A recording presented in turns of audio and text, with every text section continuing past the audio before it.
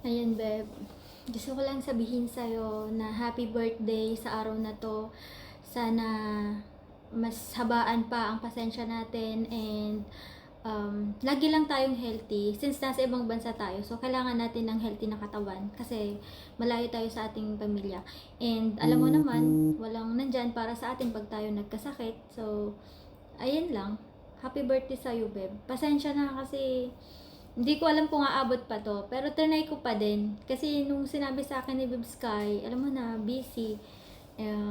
Naiintindihan mo naman siguro ako. So, ayun. Thank you so much sa lahat. Alam mo yan. And, napakabait mo. Yun lang. Sobrang bait. So, sana lagi kang healthy dyan sa ibang bansa. Alagaan mo ang sarili mo palagi. Kasi walang mag-aalaga sa atin kapag tayo nagkasakit. And, sarili lang natin ang ating aasahan. Yun nga, sana tumagal din kayo ng boyfriend mo, sana forever na yan, at huwag kanyang saktan.